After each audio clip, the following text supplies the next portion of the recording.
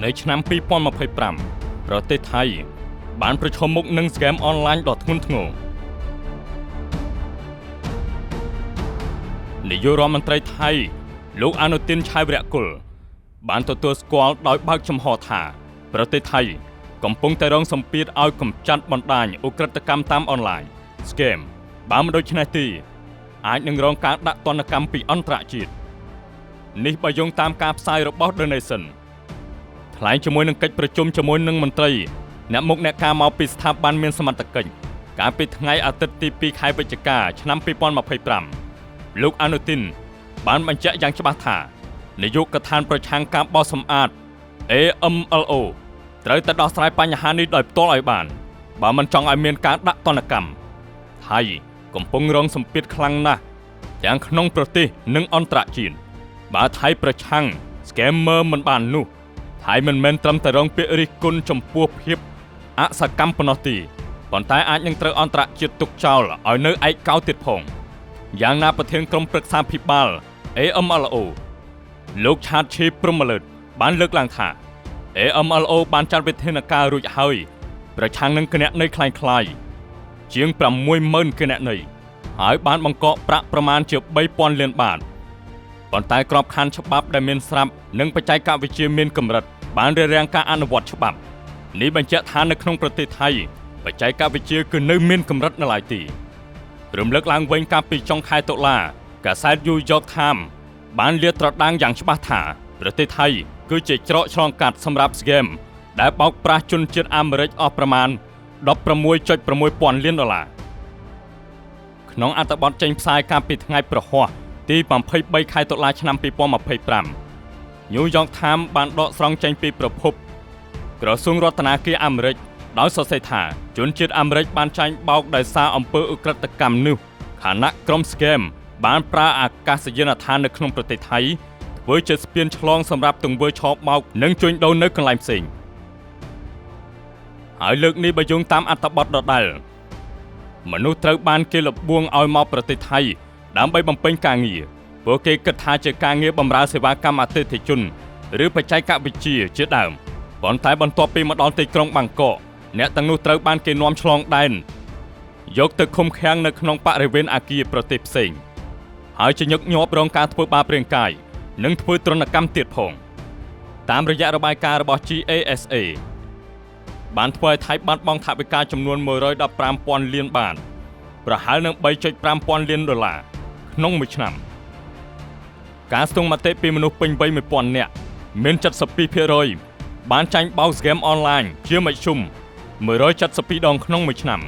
ក្នុងនោះមានស្ត្រីនិងកុមារអាយុចាប់ពី 7 ឆ្នាំដល់ 17 ឆ្នាំជាគោលដៅសំខាន់ដោយសារពួកគេងាយនឹងរងគ្រោះពីការលួចបន្លំតាមអ៊ីនធឺណិតការលួចបន្លំទាំងនេះមិនត្រឹមតែនៅក្នុងប្រទេសទេប៉ុន្តែក៏មានមកពីមីយ៉ាន់ម៉ានិងឡាវផងដែរពួកគេបានប្រើបច្ចេកវិទ្យាផ្កាយរណបដើម្បីទំនាក់ទំនងនិងបញ្ជូនលុយនៅចុងខែតុលាឆ្នាំ2025នៅ KK Park មជ្ឈមណ្ឌល scam នៅមីយ៉ាន់ម៉ាក្បែរព្រំដែនប្រទេសថៃបានធ្វើឲ្យមនុស្សជាង 1,500 នាក់រត់គេចមកថៃរួមទាំងជនជាតិឥណ្ឌា 500 នាក់ហ្វីលីពីន 66 នាក់នេះជាការផ្ទុះធ្ងន់ធ្ងរដែលធ្វើឲ្យអាជ្ញាធរថៃពិបាកក្នុងការទប់ស្កាត់ឧទាហរណ៍ធំៗនៃការផ្ទុះ scam អនឡាញនៅប្រទេសថៃនៅក្នុងឆ្នាំ2025ការផ្ទុះនៅព្រំដែនមីយ៉ាន់ម៉ានៅថ្ងៃទី 25 តុលាកងទ័ពមីយ៉ាន់ម៉ាបានធ្វើការវាយប្រហារទៅលើអគារ KK Park ដែលជាមជ្ឈមណ្ឌល scam អនឡាញធំមួយពួកគេចាប់ខ្លួនបានជាង 2,000 នាក់និងបណ្ដាញផ្កាយរណបជាង 30 គ្រឿងជនរងគ្រោះភាគច្រើនជាកម្មករជាប់ខ្លួនដែលត្រូវបង្ខំឲ្យលួចបន្លំធ្វើ scam អនឡាញនិងការវិនិយោគคล้ายៗប្រតិបត្តិការ Skyfall ខែសីហាឆ្នាំ2025នេះគឺជាការវាយប្រហារឆ្លងដែនរវាងថៃកម្ពុជាមីយ៉ាន់ម៉ាប៉ូលីសថៃបានចាប់ខ្លួនជនសង្ស័យមីយ៉ាន់ម៉ានិងរកឃើញលុយប្រមាណ 46,000 លានបាតគឺគេបានលួចបន្លំនិងការវិនិយោគคล้ายៗដោយបានបញ្ជូនលុយជាង 1,000 លានបាតនៅក្នុងមួយខែទៅចិនសម្រាប់ការលាងលុយកខ្វក់នេះបង្ហាញពីបណ្ដាញធំដែលភ្ជាប់ប្រទេសទាំង3ការចាប់ខ្លួននៅបាងកកខែមិថុនាឆ្នាំ2025ប៉ូលីសថៃបានធ្វើការវាយប្រហារផ្ទះមួយនៅជិតបាងកកដែលជា scam center សម្រាប់ការវិនិយោគคล้ายៗលើជនជាតិអូស្ត្រាលីចាប់ខ្លួនបាន 13 នាក់ រួមទាំងស្ត្រីអូស្ត្រាលី5នាក់ដែលលួចបានជាង $1.2 លានពួកគេប្រើការហៅទូរស័ព្ទនិងការផ្សាយពាណិជ្ជកម្មคล้ายៗអស់រយៈពេលនៅទីនោះយ៉ាងយូរនេះគឺជាកិច្ចសហប្រតិបត្តិការជាមួយនឹងប៉ូលីសអូស្ត្រាលីទាំងនេះគ្រាន់តែជារឿងរ៉ាវដែល scam អនឡាញកើតឡើងមួយចំនួននៅក្នុងប្រទេសថៃតែប៉ុណ្ណោះនេះខ្ញុំរៀបរាប់មិនទាន់អស់នៅឡើយទេដោយសារតែ scam អនឡាញនេះថៃប៉ះពាល់សេដ្ឋកិច្ចបាត់បង់ 115.3 ពាន់លានបាតធ្វើឲ្យ GDP ថៃថយចុះ 0.5% មានតែ 29% នៃជនរងគ្រោះទាមទារបានលុយមកវិញផលប៉ះពាល់សង្គម 45% នៃជនរងគ្រោះមាន stress ខ្លាំងនិង 46% កាន់តែប្រុងប្រយ័ត្នកុមារ 27% ត្រូវ scam តាម game online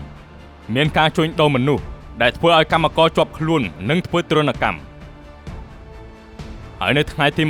26 ខែតុលាឆ្នាំ 2025 ម៉ោង 4 ព្រឹក KK Park ទីក្រុង 210 ហិកតាដែលត្រូវបានគេហៅថារោងចក្រស៊ីសានៃអាស៊ីអាគ្នេយ៍នៅតែដំណើរការអ្នកភូមិថៃដែលនៅក្បែរនោះបានឃើញពន្លឺផ្កាយរណប 300 គ្រឿងពេញមីកវាគឺជាពន្លឺនៃការលួចបន្លំដែលបញ្ចេញពីបន្ទប់ server ដែលមានកម្មករប្រមាណជា 10,000 នាក់តាមអ្វីដែលខ្ញុំអានត្រួសមកពេលនេះថៃកំពុងតែមានវិបត្តិធ្ងន់ធ្ងរណាស់ពាក់ព័ន្ធទៅនឹង scam online ហើយពេលនេះថៃក៏កំពុងតែមានចំនួនព្រំដែនជាមួយអ្នកជិតខាងជុំវិញផងដែរសេដ្ឋកិច្ចថៃកំពុងតែដាំក្បាលចុះទាំងតែបិទព្រំដែនជាមួយនឹងកម្ពុជាខាតបង់ចំណូលជាង $3,000 លានក្នុងមួយឆ្នាំឥឡូវនេះយើងងាកទៅមើលលោករដ្ឋមន្ត្រីនៃប្រទេសថៃលោកអនុទាន ឆៃវីរៈគុលបន្ទាប់ពីត្រូវបានប្រជាជនស្ដីបន្ទោសក្រោយធ្លាយមាត់និយាយការពិតពេលនេះនាយករដ្ឋមន្ត្រីថៃចេញមុខសំទោសលោកនាយករដ្ឋមន្ត្រីថៃលោកអនុទាន ឆៃវីរៈគុលបានចេញមុខសំទោសជាសាធារណៈក្រោយធ្លាយមាត់និយាយការពិតដែលថាថៃបានចូលមកទន្ទ្រានដីកម្ពុជាលោកទទួលស្គាល់ពីចំណុចខ្វះខាតក្នុងការទំនាក់ទំនងនិងសន្យាថាកំហុសបែបនេះនឹងមិនឲ្យកើតមានឡើងម្ដងទៀតនោះទេបើតាមការចុះផ្សាយរបស់កាសែតបាងកកប៉ុស្តិ៍នៅថ្ងៃទី 3 ខែវិច្ឆិកាឆ្នាំ 2025 នេះលោកអនុទានបាននិយាយថាការសម្រេចចិត្តមួយរបស់រាជរដ្ឋាភិបាលក្នុងការបើកច្រកព្រំដែនឡើងវិញនឹងត្រូវធ្វើឡើងបន្ទាប់ពីពិគ្រោះជាមួយនឹងសាធារណជនតែប៉ុណ្ណោះលោកបន្តថាប្រទេសថៃនឹងប្រើវិធានការគ្រប់បែបយ៉ាងដដែលចាប់ពីប្រតិបត្តិការសន្តិសុខរហូតដល់ការសន្ទនាការទូតរួមទាំងគណៈកម្មាធិការព្រំដែន GBC និងគណៈកម្មការព្រំដែនរួមថៃកម្ពុជា JBC និងគណៈកម្មាធិការព្រំដែន OBC ដើម្បីធានាសុវត្ថិភាពនិងស្ថិរភាពតាមបណ្ដោយព្រំដែនលោកអនុទានបានមានប្រសាសន៍បន្ថែមទៀតថាតើតើនឹងការអធិប្បាយរបស់ខ្ញុំអំពីការឈ្លានពានព្រំដែនខ្ញុំសូមអភ័យទោសដោយស្មោះចំពោះប្រជាជនថៃទាំងអស់ខ្ញុំបន្ទោសខ្លួនឯងចំពោះការធ្វើឲ្យមានកំហុសនិងចំពោះការខកខានមិនបានទំនាក់ទំនងឲ្យបានច្បាស់លាស់ខ្ញុំនឹងប្រុងប្រយ័ត្នជាងមុនដើម្បីការពារកំហុសនាពេលអនាគតខ្ញុំសូមអភ័យទោសចំពោះការបង្កការព្រួយបារម្ភនិងការយល់ច្រឡំខ្ញុំចង់ធានាដល់មនុស្សគ្រប់គ្នាថាមានលទ្ធភាពដែលប្រទេសថៃបាត់បង់ដីអធិបតេយ្យភាពកិត្តិយសឬសេចក្តីថ្លៃថ្នូរណាមួយឡើយលោកអនុទាន ឆៃវីរៈគុលនិយាយបែបនេះធ្វើមើលតែកម្ពុជាយើងនឹងទៅទន្ទ្រានដីរបស់ថៃយ៉ាងចឹងទាំងដែលខ្លួនឯងជាអ្នកមកឈ្លានពានកម្ពុជាសោះបែរជានិយាយធ្វើដោយកម្ពុជាទៅឈ្លានពានខ្លួនយ៉ាងចឹងចង់និយាយថារឿងព្រំដែននេះមិនបើកក៏មិនបើកទៅប្រជាជនកម្ពុជាឈប់ប្រើផលិតផលរបស់ថៃទៀតហើយគួររំលឹកផងដែរថាលោកអនុទានបានផ្ដល់បទសម្ភាសន៍ដល់ប្រព័ន្ធផ្សព្វផ្សាយក្នុងអំឡុងពេលកិច្ចប្រជុំកំពូលអាស៊ានលើកទី 47 នៅរាជធានីកូឡាឡាំពូប្រទេសម៉ាឡេស៊ីជាកន្លែងដែលលោកបានទទួលស្គាល់ថានៅតំបន់ខ្លះថៃបានទន្ទ្រានចូលទឹកដីរបស់កម្ពុជាពិតមែនយ៉ាងណាក្រោយពេលដែលលោកពោលពាក្យពិតបែបនេះប្រជាជនថៃក៏បានរិះគន់លោកដោយទឹកបាក់ទំនប់ហើយនៅពេលនេះបែរជាចេញមកនិយាយបែបនេះទៅវិញលោកឆៃវីរៈគុលម្ដងនិយាយអញ្ចេះម្ដងនិយាយអញ្ចោះម្ដងថាបានចូលឈ្លានពានកម្ពុជាម្ដងថាមិនបាន